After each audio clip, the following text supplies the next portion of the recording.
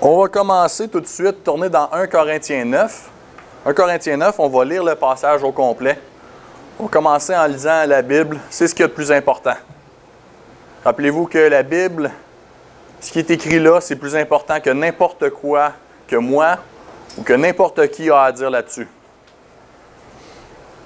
On va commencer en lisant 1 Corinthiens 9 à partir du verset 1. 1 Corinthiens 9, à partir du verset 1. Ne suis-je pas libre? Ne suis-je pas apôtre? N'ai-je pas vu Jésus notre Seigneur? N'êtes-vous pas mon œuvre dans le Seigneur?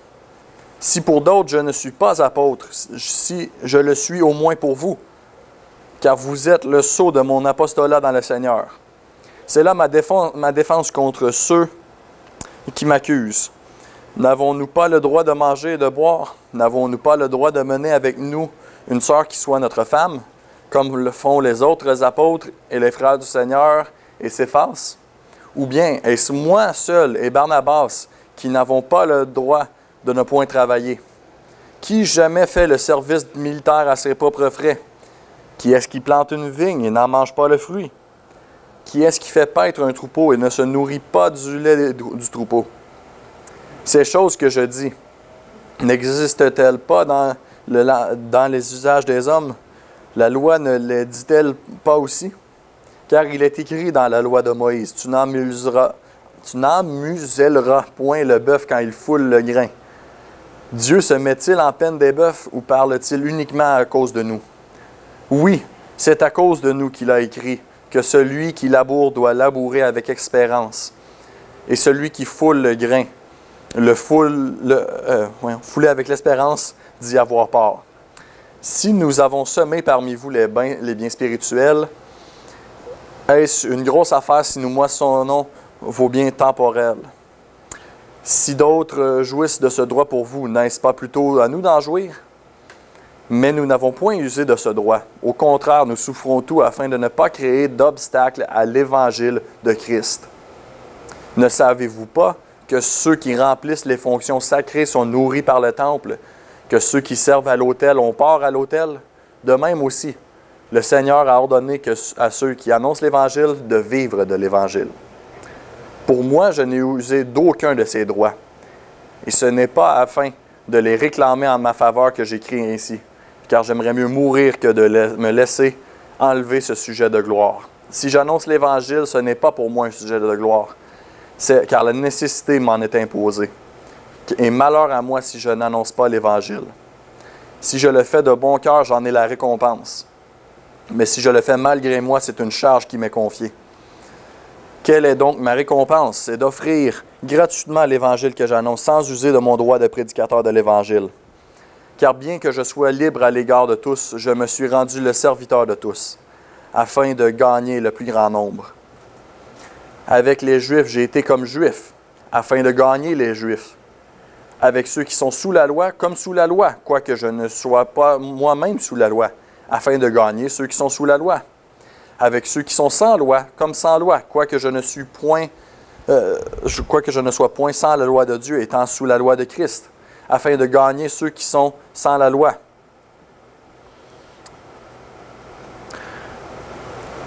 J'ai été faible avec les faibles afin de gagner les faibles. Je me suis fait tout à tous afin d'en sauver de toute manière quelques-uns. Je fais tout à cause de l'Évangile afin d'y avoir part. Ne savez-vous pas que ceux qui courent dans le stade courent tous, mais qu'un seul remporte le prix? Courez de manière à le remporter. Tous ceux qui combattent s'imposent toute espèce d'abstinence. Ils le font pour obtenir une couronne corruptible, mais nous faisons-le pour la couronne incorruptible. Moi donc, je cours, non pas comme à l'aventure, je frappe, non pas comme battant l'air. Mais je traite durement mon corps et je le tiens assujetti, de peur d'être moi-même rejeté après avoir prêché aux autres. On va prier. Seigneur, je te remercie pour le temps qu'on peut passer ce matin à entendre ta parole. Je te prie de nous aider à comprendre ce que tu veux nous communiquer. Fait que ce ne soit pas ce que moi je veux communiquer, mais ce que toi tu veux communiquer par ta parole. Amen. Les êtres humains, on a des droits.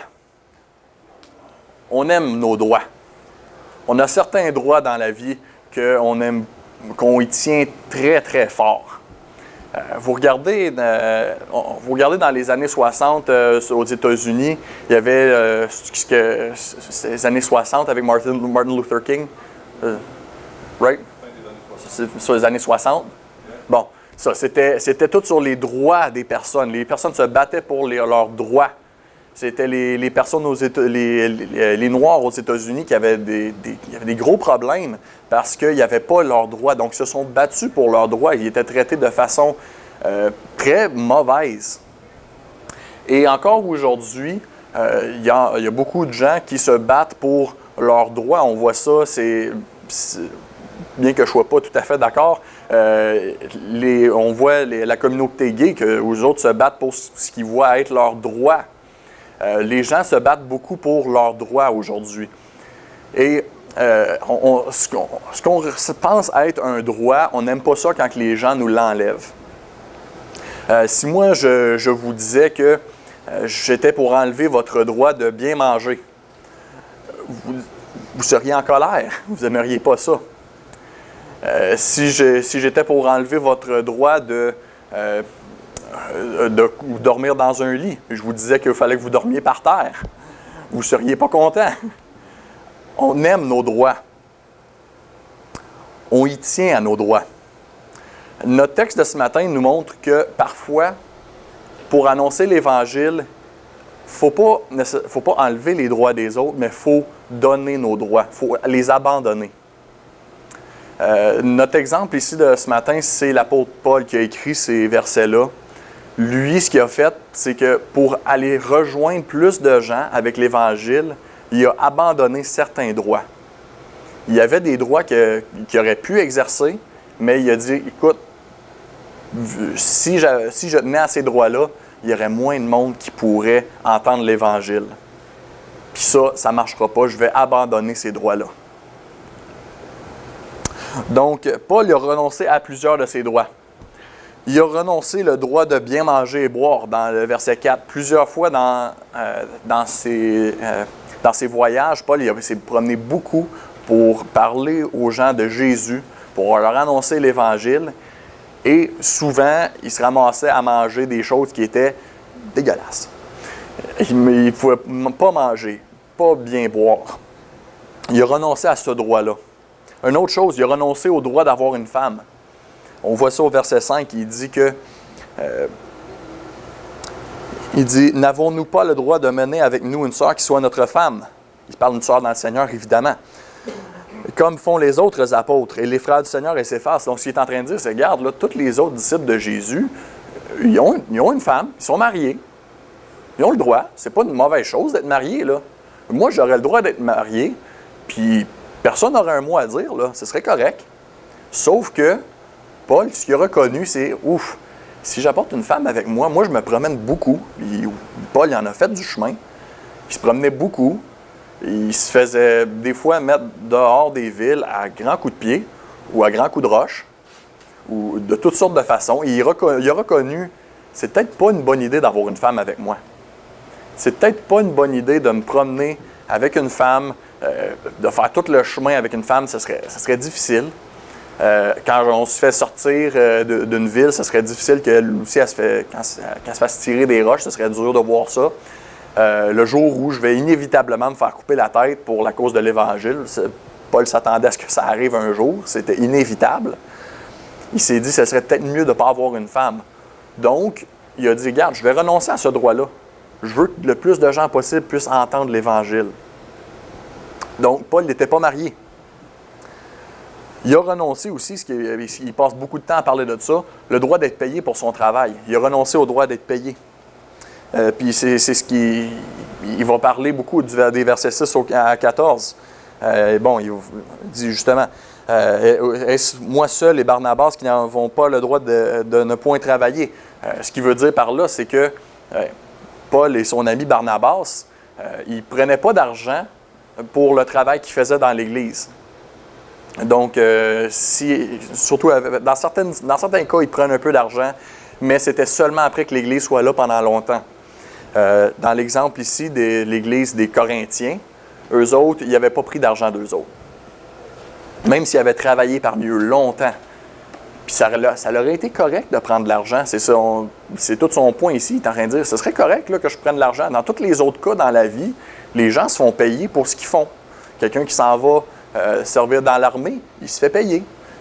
Quand un bœuf est en train de travailler dans le champ, tu le laisses manger. Ça le dit dans la loi qu'il faut faire ça.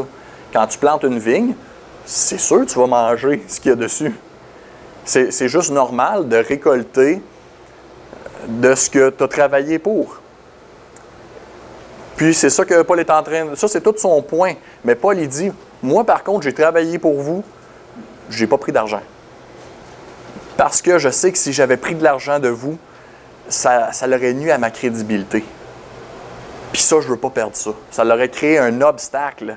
Puis l'obstacle n'est pas nécessaire d'avoir. Donc, je ne vais pas prendre d'argent.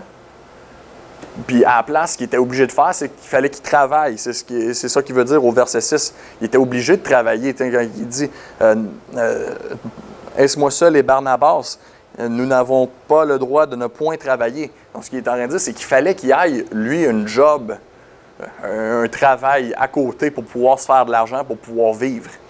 Paul fabriquait des tentes. Donc, il fabriquait des tentes en plus de travailler, puis voyager, puis pour planter des églises. C'est un homme très occupé, Paul. Donc, il a dit, non, regarde, je vais pas être payé pour mon travail. C'est que mon travail dans les églises. Je veux pas perdre ma crédibilité. Ensuite de ça, il a renoncé au droit de ne pas suivre certaines lois. Si vous regardez au verset 20, il dit « Avec les Juifs, j'ai été comme Juif afin de gagner les Juifs. » Donc, ce qu'il est en train de dire, c'est que avec les Juifs, bon, c'est pas que Paul c'était un hypocrite, mais c'est que les Juifs avaient certaines lois. Parmi les lois des Juifs, il y avait, admettons, la loi de ne pas manger du jambon, par exemple. Paul a expliqué à plusieurs reprises, les chrétiens, on n'est plus sous la loi des Juifs. Donc, les chrétiens, on a le droit de manger du jambon, du bacon. Merci Seigneur. Donc Paul, il aurait pu manger, il n'y aurait pas eu de problème, ça n'aurait pas été un péché pour lui de manger du jambon. Sauf que, quand il était avec un Juif, il savait que s'il fallait qu'il mange du jambon avec un Juif, le Juif l'aurait regardé et il aurait dit « Qu'est-ce que tu fais là? » Puis là, il disait, OK, il aurait fallu que Paul y explique, je ne suis plus sous la loi de Moïse, je suis sous la loi de Jésus, j'ai le droit de manger du jambon. Toi aussi, si tu étais chrétien, tu pourrais manger du jambon. Paul ne voulait pas passer par là. Paul aimait mieux juste, gars, je ne vais pas manger de jambon, je ne vais pas manger de bacon, c'est un gros sacrifice. Et à la place, il mangeait, comme les Juifs, pour pouvoir tout simplement leur parler de Jésus. Pas besoin de passer par toute l'explication de pourquoi il peut manger du jambon. Non, regarde, il va manger de la même façon que les Juifs. Puis comme ça, il peut tout simplement aller directement leur parler de Jésus. Puis il peut leur parler de Jésus, comment il est venu pour les sauver. Après ça aussi, il a exercé le droit de ne pas suivre certaines lois des hommes. Il n'a pas suivi certaines lois des faibles. Et là, quand je dis le mot faible, quand vous voyez ça, des fois on pense que, quand Paul dit « avec les faibles, je me suis faible », on pense à ça. Si tu peux montrer la prochaine photo. Des fois on pense à ça. Quand Paul il dit « aux faibles, je me suis fait faible », on pense à ça. On dit « Ah ben Paul, il a fait semblant qu'il était tout petit puis pas fort, avec les tout petits pas forts. » Avec tous les faibles, il a fait semblant qu'il était faible. C'est pas ça que c'est en train de dire. Le mot « faible », Paul l'a expliqué un peu avant. Dans le chapitre 7. Dans le chapitre 7, il parle des faibles. Et quand il parle des faibles, ce qu'il est en train de dire, c'est que c'est des gens qui ont une conscience qui est faible. Le cas particulier qu'il y avait dans ce temps-là, c'est que tu avais des gens tu avais des temples avec des idoles dedans. Beaucoup de gros temples, des temples païens. Puis là, tu avais des grosses idoles, puis là, tu venais faire ton sacrifice à une idole. Tu veux peut-être apporter un gros bœuf, tu faisais ton sacrifice à une idole. Puis là, bon, on sacrifiait à l'idole. Puis bon, là, qu'est-ce qui arrivait au bœuf? C'est que le bœuf, il se faisait sortir en arrière du temple, puis il y avait un boucher qui était là. Et le boucher, lui, il découpait tout ça, et puis après ça, il mettait ça à vendre pour vraiment pas cher. Évidemment, c'était un cadeau qu'une personne avait fait au temple, donc il pouvait vendre ça vraiment pas cher. Donc là, le monde pouvait passer puis acheter la viande qui n'était pas trop chère. Le problème qui est arrivé, c'est que là, les gens, ils devenaient chrétiens. Puis là, la semaine avant, ils pouvaient peut-être avoir apporté un bœuf pour être sacrifié. Puis là, après ça, la semaine d'après, ils sont chrétiens. Là, ils adorent Dieu. Là. Puis là, ces gens-là se sentaient un peu mal d'aller manger de la viande qui était sacrifiée à une idole. Ces gens-là, ils se disaient, quand ils voyaient là, le boucher qui est en train de vendre la viande en arrière du temple païen, ils se disaient, je ne peux pas acheter cette viande-là, ça a été sacrifié à une idole. Je ne peux pas faire ça. Ils se sentaient très, très coupables. Donc, Paul, au verset 7, donne beaucoup de... au chapitre 7, il donne plusieurs instructions sur quoi faire par rapport aux viandes sacrifiées aux idoles. Dans le fond, en gros, ce qu'il dit, c'est, écoutez, ça ne dérange pas. Un idole, c'est rien. Vous pouvez manger de la viande sacrifiée à une idole. C'est pas... Une idole, c'est rien, donc si sacrifié à une idole, ça ne donne rien. Au pire, vous avez de la viande qui n'est pas chère. Sauf que, si vous vous sentez mal de le faire, mangez-le pas. Si vous vous sentez mal de le faire, offusquez pas votre conscience. Et il dit, et ceux qui sont offusqués, ceux qui ont la conscience fragile, ils les appellent les faibles. Et ceux les plus forts, ceux qui sont un peu plus matures, puis qui comprennent que non, c'est juste de la viande sacrifiée à une idole, eux, ils les appellent les forts. Ceux qui ont la conscience un peu plus forte. Eux, ce qu'il leur a dit tout simplement, c'est, regardez, faites attention, quand il y a quelqu'un qui est faible avec vous, mangez peut-être pas de la viande qui est sacrifiée à une idole. Donc, surtout si vous êtes dans une position d'autorité.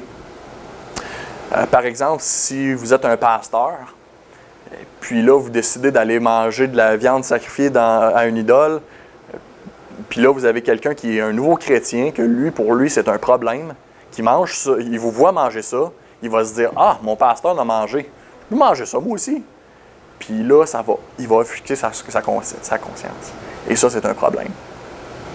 Donc, c'est ce que Paul est en train de dire. Donc, quand Paul il dit « Au faible, je me suis fait faible », il n'est pas en train de dire « J'ai fait semblant d'être faible, j'ai pas fait semblant de ressembler à ça avec les gens qui ressemblaient à ça. » Ce qu'il est en train de dire, c'est pour ceux qui avaient un problème à manger de la viande sacrifiée aux idoles, je n'ai pas mangé de la viande sacrifiée aux idoles.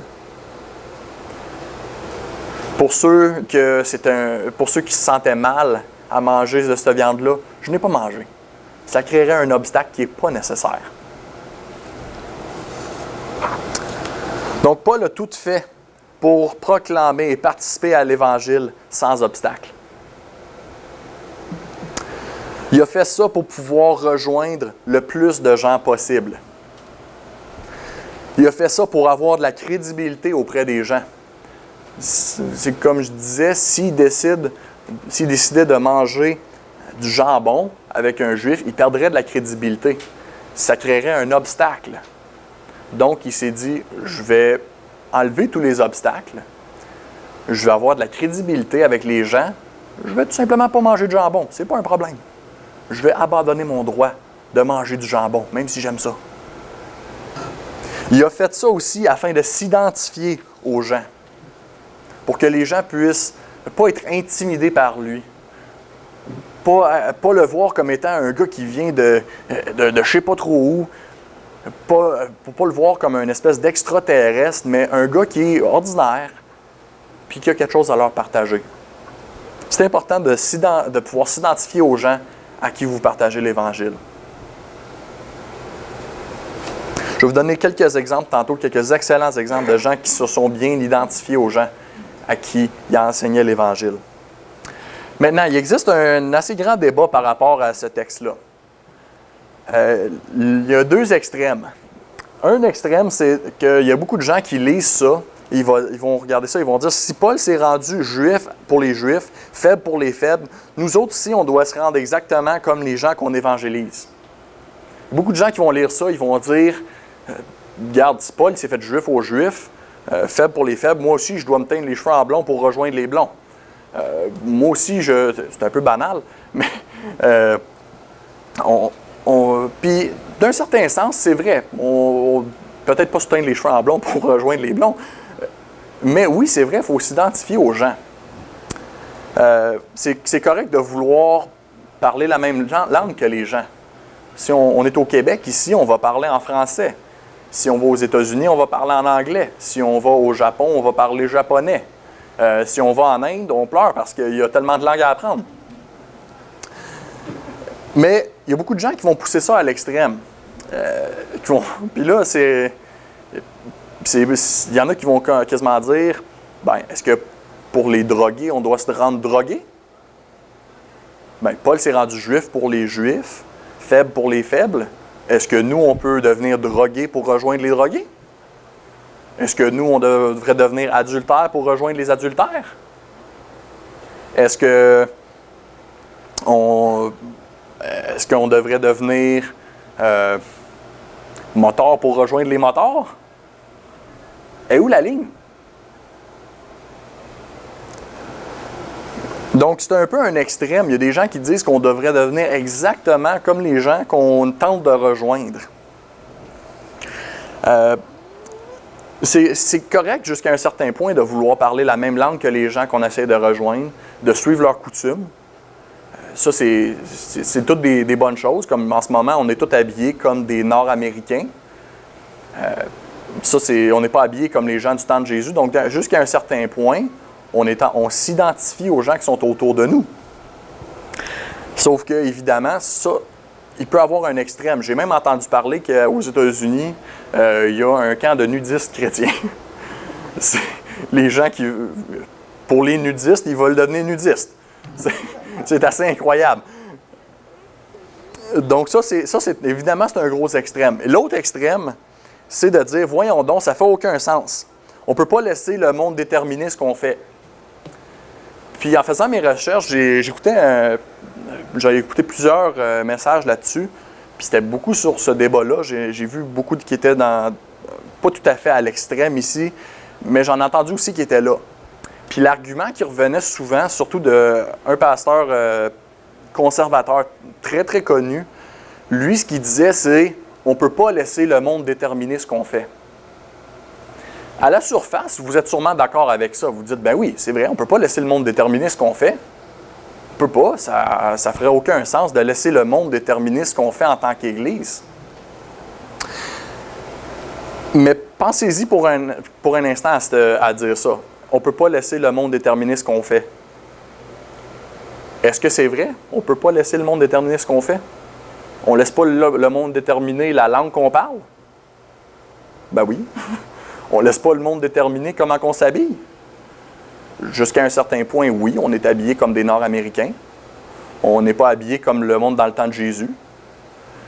Jusqu'à un certain point, est-ce qu'on ne laisse pas le monde déterminer un peu le style de musique qu'on joue? À ce que je sache, ça, c'est le style de musique. Bon, ça ressemble peut-être pas à ce qu'on entend en radio, mais ça ressemble certainement pas à ce que les Juifs au temps de Jésus jouaient, là.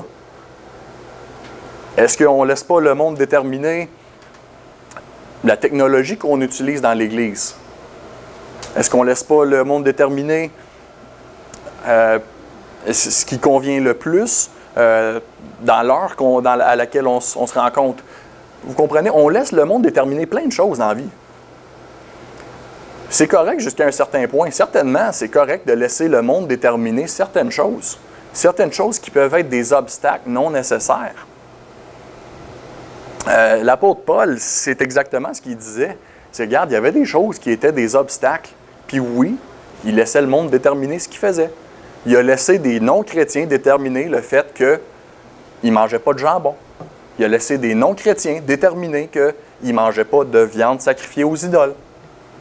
Paul a laissé des non-chrétiens déterminer beaucoup de choses qu'ils faisaient. Donc, de dire, on ne peut pas laisser le monde déterminer ce que nous faisons, c'est d'y aller un peu fort. On ne peut pas laisser le monde déterminer ce qu'on fait à un certain point. Beaucoup de choses doivent être déterminées par ce que le monde fait. Beaucoup de choses, par contre, doivent être déterminées par ce que la parole de Dieu nous dit aussi.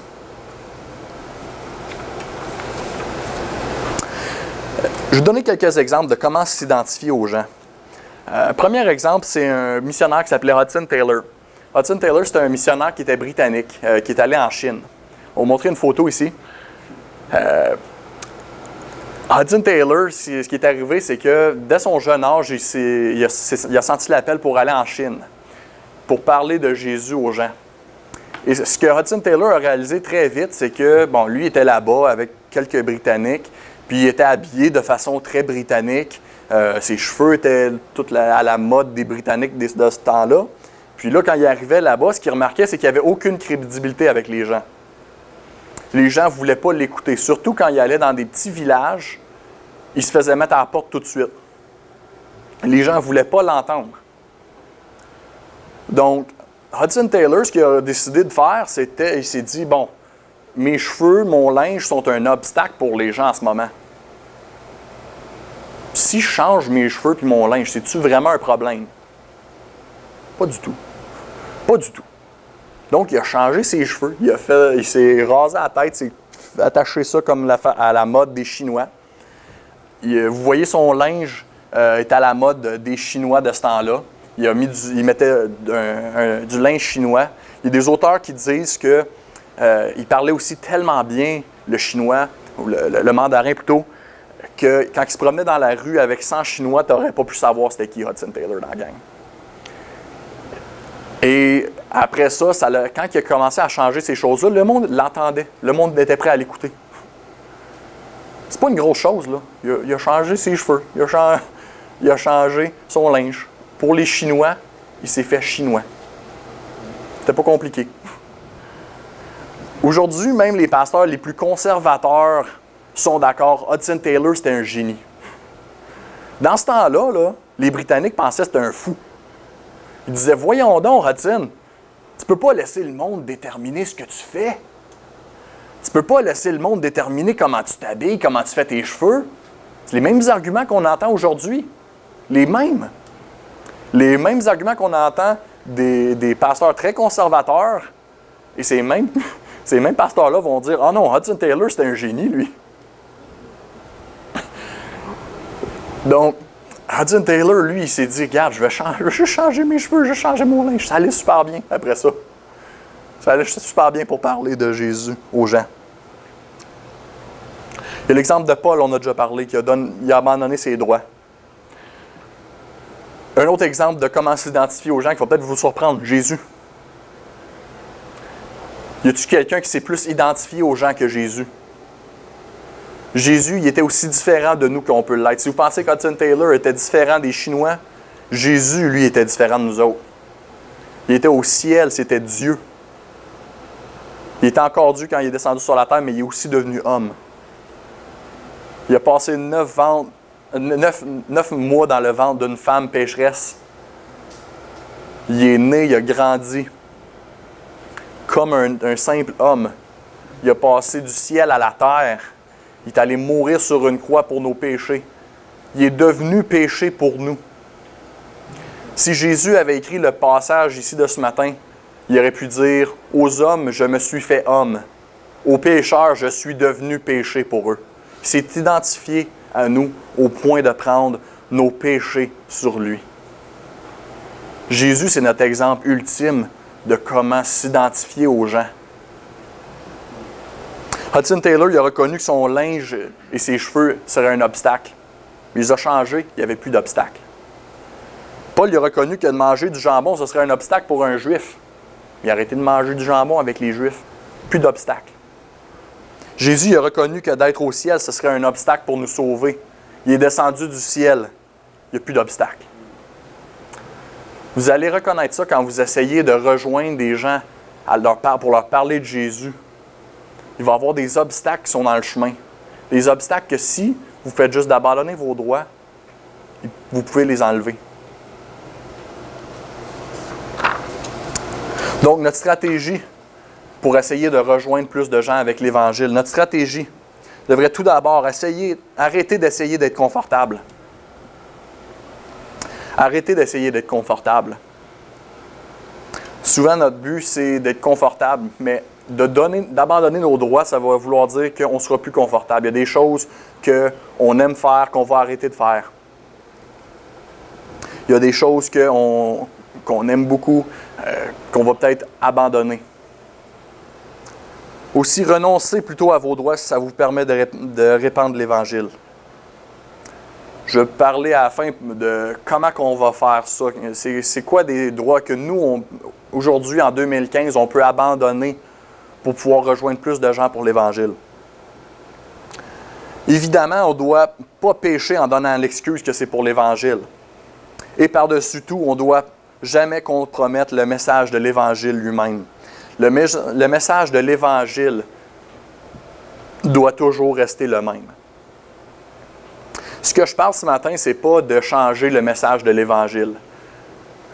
Ce que je pense que beaucoup de gens veulent dire quand ils disent « on ne doit pas laisser le monde déterminer ce qu'on fait », je pense que souvent ce qu'ils veulent dire, c'est « on ne peut pas laisser le monde déterminer ce qu'on prêche ».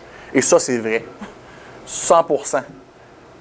On doit prêcher ce qui est dans la Bible. On doit présenter ce qui est dans la Bible. Ça ne doit jamais changer.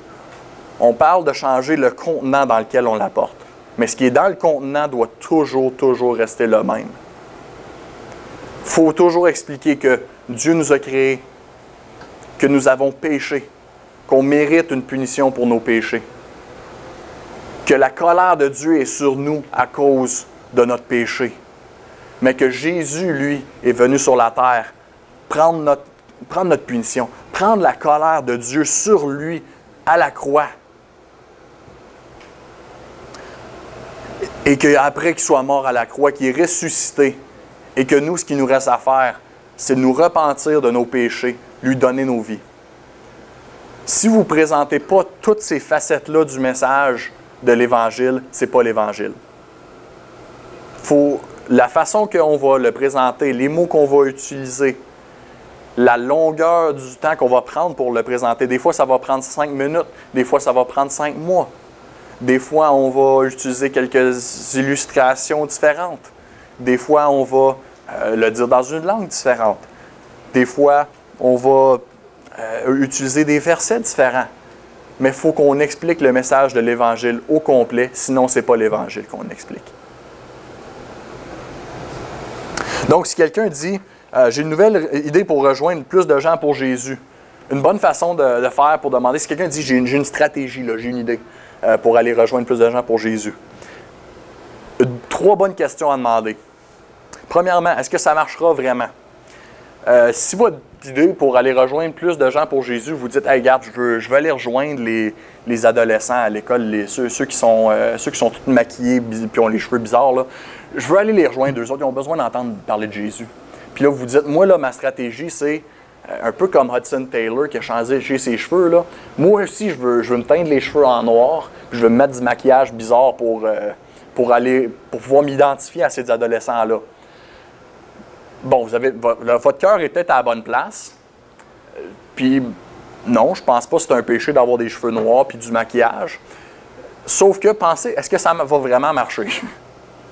Pensez-vous sérieusement que ça va vous aider à rejoindre des adolescents? Non, je pense que ces adolescents-là seraient plus insultés que d'autres choses. De vous voir arriver avec votre maquillage puis vos cheveux bizarres, puis « Hey, je veux te parler de Jésus. » Je pense qu'ils disent « Regarde, va changer tes cheveux, là, reviens comme toi-même à la place. » Je pense pas que ça marcherait. Donc, la première question, c'est « Est-ce que ça marchera vraiment? » Deuxièmement, encore plus important encore, est-ce que c'est un péché? C'est pourquoi des camps de nudistes chrétiens, ça ne marche pas. C'est un péché. Est-ce que c'est un péché? Si on vient à l'autre exemple, faire un groupe de motards chrétiens dans le but d'aller rejoindre les motards. Est-ce que c'est correct? Bien, écoutez, si vous décidez de... C'est sûr que si vous décidez de vous engager dans toutes les autres activités des motards, comme la vente de drogue, les meurtres, tout ça, non. Ça, c'est pas correct. Sauf que si votre but, c'est juste d'avoir une petite gang de chrétiens, que vous faites de la moto ensemble. Salut, Flo. Si vous décidez d'avoir une petite gang que vous faites de la moto ensemble, puis votre but, c'est juste de pouvoir mieux parler de Jésus aux autres motards pour pouvoir aller les rejoindre, puis vous pensez que ça va marcher, pourquoi pas? Il n'y a rien dans la Bible qui dit, il n'y a pas un commandement dans la Bible qui dit « Tu ne te promèneras pas sur un véhicule à moteur à 2 roues ». Ce commandement-là n'est pas dans la Bible. J'ai lu le livre au complet. Il n'est pas là. C'est pas un péché de faire de la moto. Donc, si vous voulez être juste un groupe de chrétiens qui fait de la moto pour pouvoir peut-être aller rejoindre justement les motards qui ont besoin d'entendre parler de Jésus, pourquoi pas? Est-ce que ça va compromettre le message de l'Évangile? Si votre stratégie, c'est « Hey, on va arrêter de parler du péché, on va arrêter de parler de la colère de Dieu, on va arrêter de parler de la croix, parce que ça offusque les gens. Puis à la place, on va juste parler de ce qui est beau, ce qui est le fun à entendre. » Non. Ça ne marche pas. Ça, c'est de compromettre le message de l'Évangile. Ça ne marche pas. J'ai mis ça en ordre inversé d'importance. Du moins, cela, au pire, si vous ne suivez pas ça, vous perdez un peu de temps. Cela, si vous ne suivez pas ça, vous allez pécher. Cela, si vous ne le suivez pas, vous allez compromettre le message de l'Évangile, vous allez blasphémer. Et ça, c'est encore pire. Par-dessus tout, on ne doit pas compromettre le message de l'Évangile. Donc, qu'est-ce que nous, on peut faire en tant qu'Église pour enlever des obstacles pour les gens? Quel droit que nous autres, on peut renoncer pour enlever des obstacles? Je donne juste un exemple rapide. Mon église où je vais à Sherbrooke, Axe 21, au début, quand on commençait, c'était là 5 ans, les pasteurs se demandaient comment on ferait pour rejoindre le plus de gens possible avec l'Évangile. Puis ils se sont dit, il y a beaucoup de gens qui ne voudraient jamais se retrouver dans un bâtiment d'église traditionnel. Ils n'iraient pas à 100 pieds de là. Donc, sauf que ces mêmes gens-là qui ont besoin d'entendre l'Évangile, ils seraient peut-être prêts à aller dans un bâtiment qui est plus neutre, comme un théâtre. Donc, ce que mon église, on a fait, c'est qu'on a décidé de commencer à louer un théâtre. On a loué un théâtre au centre-ville de Sherbrooke, le théâtre Granada, puis on se rencontre là. On s'est dit, regarde, y a-tu quoi dans la Bible qui dit qu'on est obligé de se rencontrer dans un bâtiment d'église? Pas du tout. Pas du tout. Sauf qu'il y a beaucoup de gens qui ne voudraient pas aller dans un bâtiment d'église comme tel, sauf qu'ils sont prêts à aller dans un théâtre. Pourquoi pas se rencontrer dans un théâtre? Il y a beaucoup plus de gens qui peuvent entendre l'Évangile comme ça. Et ça a conduit à beaucoup de gens, puis c'est ce qu'on voit encore et encore, c'est beaucoup de gens qui sont venus à Jésus dans les dernières années, puis qui disent, c'est vrai, je ne serais jamais venu dans un bâtiment d'église, mais vu que c'était au théâtre Granada, j'étais curieux. Puis ils sont venus, ils ont entendu l'Évangile, et ils sont sauvés aujourd'hui. Donc c'est un exemple, on a vu que d'avoir un bâtiment d'église traditionnel, c'était un obstacle. On a dit, ça n'a pas besoin d'être là, cet obstacle-là. On a renoncé au droit d'avoir un bâtiment d'église traditionnel qui serait peut-être plus confortable pour certaines personnes. Puis on a dit, OK, on va se rejoindre, on se rencontrer dans notre petit théâtre à la place. Donc, nous, qu'est-ce qu'on peut faire pour... quel droit qu'on peut renoncer pour rejoindre plus de gens? Le droit au confort. C'est très vaste. Mais pour plusieurs gens, de rejoindre plusieurs chrétiens, pour rejoindre plus de gens, il va falloir que vous renoncez à votre confort. Vous aimez ça, être assis dans votre salon, avec votre café, puis confortable, jamais avoir à parler à quelqu'un qui n'est pas chrétien. Ça peut être inconfortable des fois, quelqu'un qui n'est pas chrétien, d'aller y parler, d'essayer d'y parler de Jésus. Il peut rire de nous autres des fois. Des fois, il faut renoncer à notre confort, d'être prêt à faire ce saut-là pour aller lui parler de Jésus. Il peut avoir aussi le droit de rester dans votre pays. Peut-être que dans votre cas, Jésus va vous appeler à aller ailleurs, dans un autre pays, pour aller parler de lui à des personnes qui ne le connaissent pas. Vous avez le droit de rester dans votre pays. Il n'y a pas personne qui va vous chialer après parce que vous êtes resté ici, là. Mais peut-être que Dieu vous appelle à changer de pays, ou peut-être changer de ville, peut-être changer de province. Tout ça pour pouvoir parler de Jésus aux gens qui ne le connaissent pas. Le droit de garder votre argent aussi. On aime notre argent. On ne veut pas le donner. On a le droit de le garder. Là. Mais des fois aussi, pour avancer la cause de l'Évangile, ça coûte de l'argent. Ça coûte de l'argent à faire runner une église. Ça coûte de l'argent pour que des pasteurs puissent vivre, pour que des personnes qui annoncent l'Évangile aux autres puissent vivre. Ça coûte de l'argent. Peut-être que si vous n'êtes pas quelqu'un qui va parler de Jésus aux autres à temps plein, vous pouvez certainement supporter quelqu'un qui le fait avec votre argent. C'est un droit auquel vous pouvez renoncer. Un autre qui va peut-être toucher une corde sensible, le droit d'avoir un enseignement très profond le dimanche matin. C'est très compliqué ici. Je crois que c'est possible d'avoir un enseignement qui est très profond, mais aussi qui va aller toucher les gens dans la salle qui ne connaissent pas Jésus. Je crois que c'est possible de faire les deux.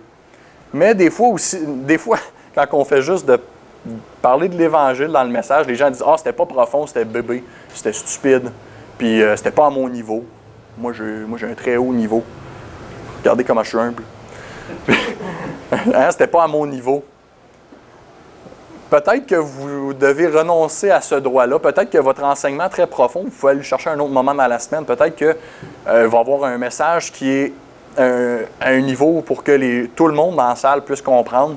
Parce que le dimanche matin, c'est là que les personnes qui ne sont pas chrétiens viennent pour entendre l'Évangile. Peut-être que c'est un droit auquel vous pouvez renoncer, vous. Le droit d'avoir de la musique que vous aimez le dimanche matin.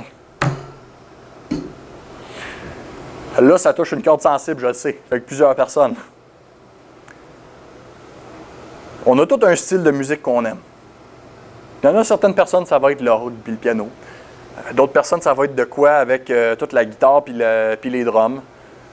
Encore une fois, c'est pas quelque chose que dans la Bible, ça dit...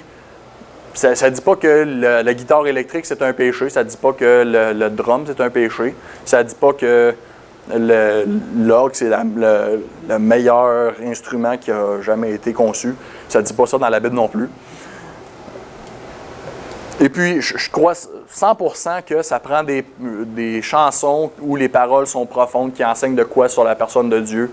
S'il y a de quoi que je déteste, c'est une chanson qui se répète tout le temps, puis qui a bien des lie, parce que ça ne veut rien dire. J'haïs ça. J'aime pas ça. Mais, puis aussi, souvent on pense que les chansons qui sont plus vieilles, c'est eux autres qui ont des meilleures paroles. On pense que les nouvelles chansons, eux autres, sont toutes pas profondes. Ça, écoutez, c'est pas vrai. Il y a des vieilles chansons qui sont vraiment pas profondes. Puis il y a des nouvelles chansons qui sont extrêmement profondes. Quand j'étais à l'école biblique, j'ai passé une phase où j'écoutais beaucoup de hip-hop chrétien, du rap chrétien. Et il y a aucune chanson au monde, aucune, qui est plus profonde que ces chansons-là. Je ne sais pas quel style de musique que vous écoutez, il n'y a rien de plus profond que ça. C'est des gars qui ont des maîtrises en théologie qui écrivent ces chansons-là, c'est incroyable. Puis c'est des nouvelles chansons. Je ne suis pas en train de dire qu'il faut avoir des chansons des pop, pas du tout. Ce que je suis en train de dire, c'est que parfois, notre style de musique qu'on aime, qui nous rend confortable, c'est un style de musique qui va faire peur aux gens de l'extérieur, que les gens ne vont pas aimer. Et parfois, si vous voulez avoir des gens de l'extérieur qui rentrent, qui vont entendre l'Évangile, qui vont apprendre à vous connaître, des fois, une bonne façon d'attirer des gens, ça va être justement d'avoir un style de musique qui leur plaît peut-être un peu plus à eux autres. Et tout ça, des fois, ça veut dire que vous allez devoir renoncer à un style de musique que vous aimez. Pour le bien de ces gens-là. Parfois, on est obligé de renoncer à nos droits comme ça. Peut-être que ça va être juste de prendre une vieille hymne que vous aimez beaucoup, puis de changer peut-être un peu la musique.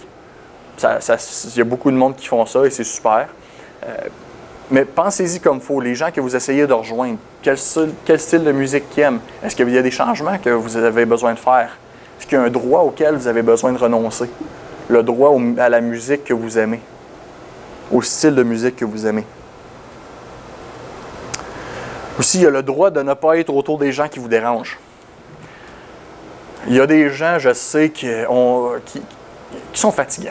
Il y a des gens qui sont fatigants. On les aime pas. C'est pas le fun de passer du temps avec eux autres. Puis il n'y a rien de mal. Ce ne serait pas un péché d'éviter ces gens-là.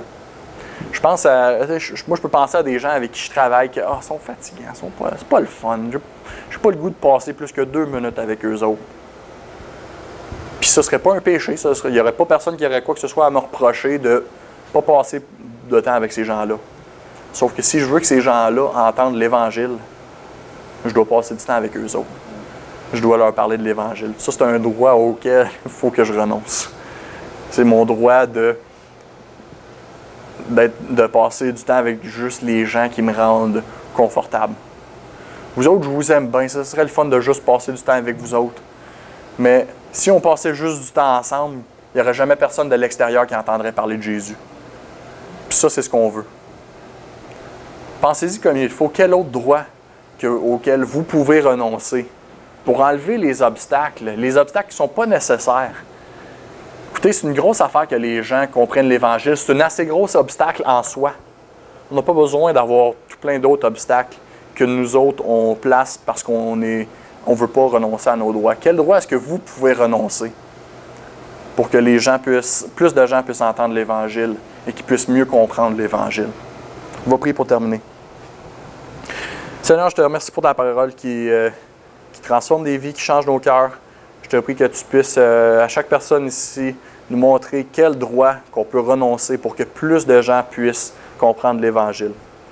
C'est au nom de Jésus que je te prie. Amen. Amen.